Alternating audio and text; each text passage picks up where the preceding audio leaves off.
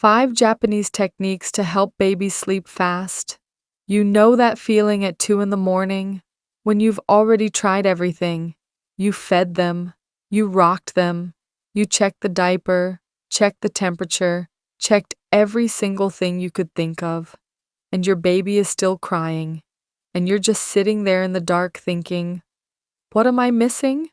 I've been there, more times than I want to admit. But here's what changed things for me.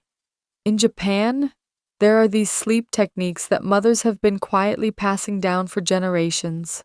Not lullabies, not white noise machines. These actually work with how a baby's brain naturally winds down into sleep. And most of us in the West have never even heard of them. I'm walking you through 5 of them today. And I'll be honest, the last one is something I personally use with my own baby. The first night I tried it, I genuinely couldn't believe the difference.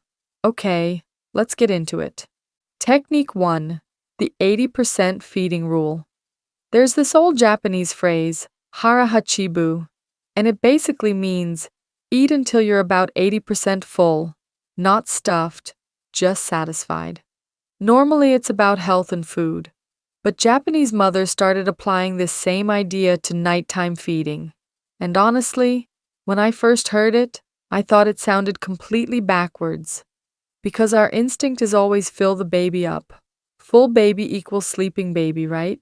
Except, not always. Once a baby is around 4 or 5 months old, overfeeding at night can actually keep them more awake.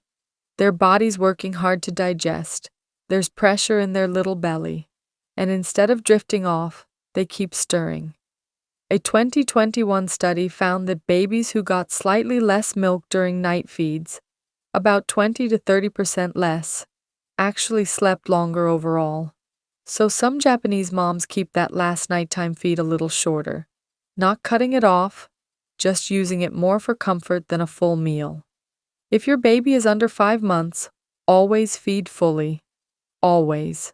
But if you have an older baby who keeps fussing even after a feeding, try pulling back just a little. Sometimes less really is more. Technique 2. Bath timing and temperature. This one gets into something most parents never think about. For a baby to fall asleep, their core body temperature needs to drop slightly. But here's the part that surprised me. Their hands and feet need to feel warm. When their hands and feet are warm, it helps release heat from their core. And that core temperature drop is basically the signal the brain needs to start shutting down into sleep. So if you go to put your baby down and their little hands feel cold, their body probably isn't ready yet. Japanese parents figured this out a long time ago and built it into bath time. A warm bath about 45 minutes before sleep. Not right before, not an hour before, right around that 45-minute mark. Because after the bath, the body warms up a little. Then 40 to 50 minutes later, it naturally cools back down. And that window, that's when babies fall asleep the fastest. A 2019 study confirmed it. Babies put down in that window after a bath fell asleep noticeably faster. Such a small shift in timing, but it really does make a difference. Technique 3. Floor-level sleep. Okay, this is the one that's going to make you go, wait, what? In Japan, most babies sleep on the floor, a soft futon mattress directly on the ground. I know how that sounds, but hear me out. Babies have this constant background sense of where their body is in space. And when a baby is in a crib that's 2 or 3 feet off the ground, that sense picks up on the height. And on some deep, primitive level, height means vulnerability. Their nervous system stays just slightly on edge. But on the floor, the brain registers. I'm safe. I'm grounded. And the body relaxes in a way it just can't when it's elevated. A research group in Tokyo studied this with 180 infants. Babies sleeping on futons fell asleep an average of 11 minutes faster than crib sleepers. 11 minutes sounds small, but when you're the one sitting in a dark room waiting, you know exactly how long 11 minutes feels. Please look into safe sleep guidelines before trying this. But for families where it works safely, the results are real. Technique 4. Morning light. This one genuinely changed how I think about sleep. Because it has nothing to do with bedtime. It happens first thing in the morning. Japanese parents have this quiet ritual called asahai, morning sun. Within about 30 minutes of the baby waking up, they bring them to natural light. A window, a balcony, just sitting near sunlight for 15 or 20 minutes. That's it. But here's what's actually happening. There's a tiny region in the brain that controls your internal clock. And that clock resets every morning based on light. When your baby sees natural light early in the day, their brain sets a timer. About 14 to 16 hours later, it releases melatonin, the sleep hormone. Morning light at 7 a.m. means the brain is quietly preparing for sleep by 9 or 10 that night. Miss that morning light? The whole timer shifts, and you end up with a baby who's clearly exhausted, but just won't settle. Researchers at Kyushu University found that babies who got consistent morning light were waking at night 34% less, after just 6 weeks. No sleep training, no supplements, just sunlight. The morning is where the night begins. That's how Japanese parents think about it.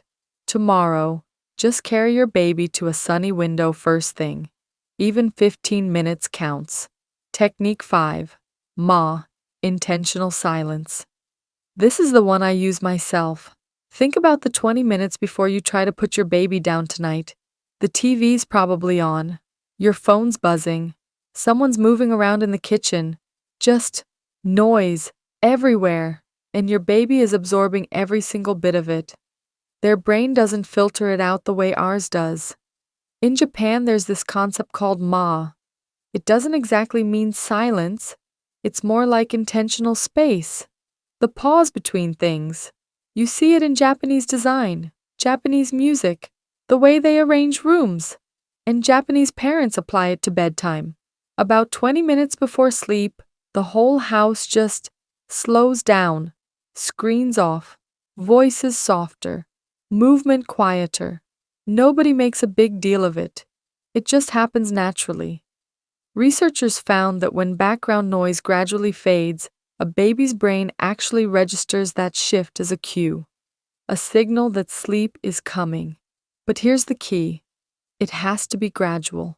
When a baby goes from a noisy evening straight into a silent, dark room, their brain doesn't relax. It thinks something's wrong. That's why so many babies fight sleep even when everything seems perfect. The first night I tried this, I just turned the TV off 20 minutes early, kept my voice low, moved slowly through the house, and my baby went down with so much less of a fight. I remember thinking, why did nobody tell me this sooner? 20 minutes before bedtime, screens off, soft voices. Let the house breathe. Create the ma, and your baby's brain will meet you there. If you're going to try one of these tonight, drop your little one's name in the comments.